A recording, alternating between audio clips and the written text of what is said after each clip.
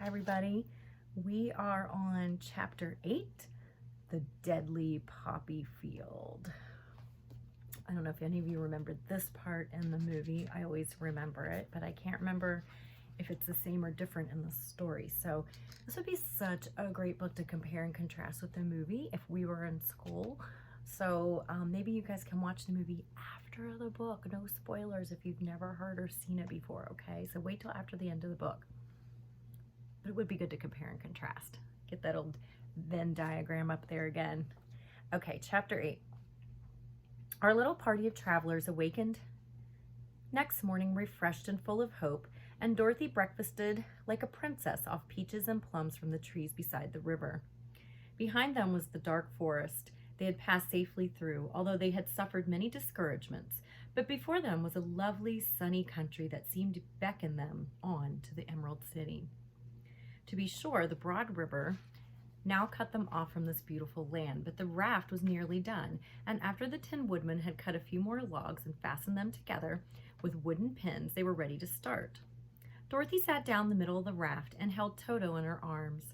When the Cowardly Lion stepped upon the raft, it tipped badly, for he was big and heavy, but the Scarecrow and the Tin Woodman stood upon the other end to steady it, and they had long poles in their hands to push the raft through the water.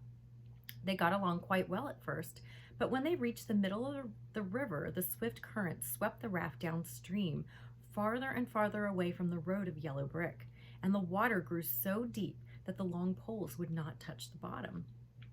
"This is bad," said the Tin Woodman, "for if we cannot get to the land, we shall be carried into the country of the Wicked Witch of the West, and she will enchant us and make us her slaves." "And then I should get no brains," said the Scarecrow. "And I should get no courage," said the Cowardly Lion. "And I should get no heart," said the Tin Woodman. "And I should never get back to Kansas," said Dorothy. "We must certainly get to the Emerald City if we can," the Scarecrow continued, and he pushed so hard on his long pole that it stuck fast in the mud at the bottom of the river, and before he could pull it out again or let go, the raft was swept away, and the poor Scarecrow left clinging to the pole in the middle of the river.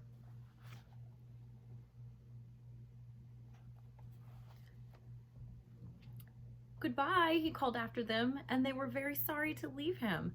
Indeed, the Tin Woodman began to cry, but fortunately remembered that he might rust, and so dried his tears on Dorothy's apron.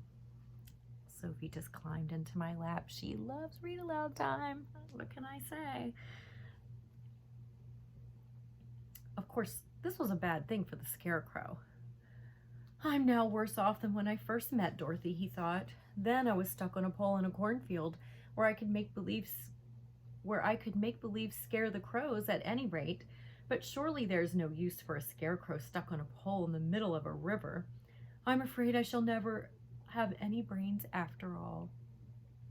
Down the stream the raft floated, and the poor Scarecrow was left far behind.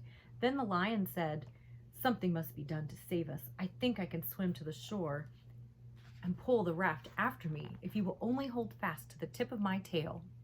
So he sprang into the water. I'm sorry, that takes courage.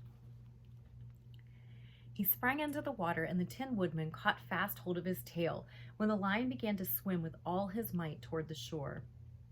It was hard work, although he was so big, but by and by they were drawn out of the current, and then Dorothy took the Tin Woodman's long pole and helped push the raft to the land. They were all tired out when they reached the shore at last and stepped off upon the pretty green grass, and they also knew that the stream had carried them a long way past the road of yellow brick that led to the Emerald City. "What shall we do now?" asked the Tin Woodman, as the Lion lay down on the grass to let the sun dry him. "We must get back to the road in some way," said Dorothy. I feel like they should be making a plan to get the Scarecrow. Am I wrong here? They're just going to give up on him? I don't get this part. Don't leave a friend behind. Go get him. Come up with a plan. Anyway, "The best plan will be to walk along the riverbank until we come to the road again," remarked the Lion. So when they were rested, Dorothy picked up her basket and they started along the grassy bank back to the road from which the river had carried them. It was a lovely country with plenty of flowers and fruit trees and sunshine to cheer them, and had they not felt so sorry for the poor Scarecrow, they could have been very happy. They walked along as fast as they could, Dorothy only stopping once to pick a beautiful flower, and after a time the Tin Woodman cried out, "I am sorry, but how can you be picking flowers when you know your friend is stuck in the middle of a river?" This I have a problem with. So after a time, the Tin Woodman cried out, "Look!" And then they all looked at the river and saw the Scarecrow perched upon his pole in the middle of the water, looking very lonely and sad. "I'm sure." "What can we do to save him?" asked Dorothy. The Lion and the Woodman both shook their heads, for they did not know. So they sat down upon the bank and gazed wistfully at the Scarecrow until a stork flew by, which, seeing them, stopped to rest at the water's edge. "Who are you and where are you going?" asked the stork. "I'm Dorothy," answered the girl, "and these are my friends, the Tin Woodman and the Cowardly Lion, and we are going to the Emerald City." "This isn't the road," said the stork, as she twisted her long neck and looked sharply at the queer party. "I know it," returned Dorothy, "but we have lost the Scarecrow and are wondering how we shall get him again." "Where is he?" asked the stork. "Over there in the river," answered the girl. "If he wasn't so big and heavy, I would get him for you," remarked the stork. "He isn't heavy a bit," said Dorothy eagerly, "for he's stuffed with straw, and if you bring him back to us, we shall thank you ever and ever so much." "Well, I'll try," said the stork, "but if I find he's too heavy to carry, I shall have to drop him in the river again." So the big bird flew into the air and over the water till she came to where the Scarecrow was perched upon his pole. Then the stork, with her great claws, grabbed the Scarecrow by the arm and carried him up into the air and back to the bank, where Dorothy and the Lion and the Tin Woodman and Toto were sitting. When the Scarecrow found himself among his friends again, he was so happy that he hugged them all, even the Lion and Toto, and as they walked along, he sang, this is hard for me to say, you guys, so to-de-ridey-o at every step. He felt so happy. "I was afraid I should have to stay in the river forever," he said, "but the kind stork saved me, and if I ever get any brains, I shall find the stork again and do it some kindness in return." "That's all right," said the stork, who was flying along beside them. "I always like to help anyone in trouble. But I must go now, for my babies are waiting in the nests for me. I hope you will find the Emerald City, and that Oz will help you." "Thank you," replied Dorothy, and then the kind stork flew into the air and was soon out of sight.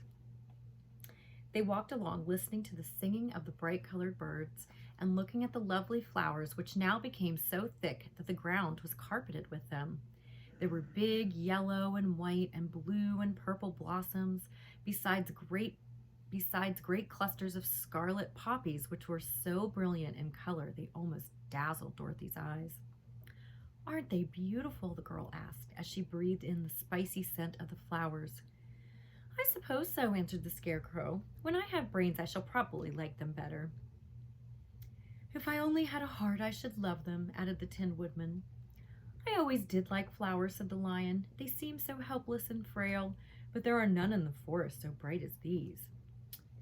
They now came upon more and more of the big scarlet poppies and fewer of the other flowers, and soon they found themselves in the midst of a great meadow of poppies.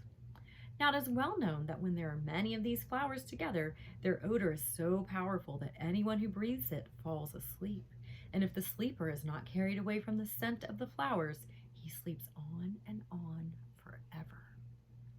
But Dorothy did not know this, nor could she get away from the bright red flowers that were everywhere about. So presently her eyes grew heavy, and she felt she must sit down to rest and to sleep. But the Tin Woodman would not let her do this. "We must hurry and get back to the road of yellow brick before dark," he said, and the Scarecrow agreed with him. So they kept walking until Dorothy could stand no longer. Her eyes closed in spite of herself, and she forgot where she was and fell among the poppies fast asleep. "What shall we do?" asked the Tin Woodman. "If we leave her here, she will die," said the Lion. "The smell of the flowers is killing us all. I myself can scarcely keep my eyes open, and the dog is asleep already." It was true. Toto had fallen down beside his little mistress, but the Scarecrow and the Tin Woodman, not being made of flesh, were not troubled by the scent of flowers.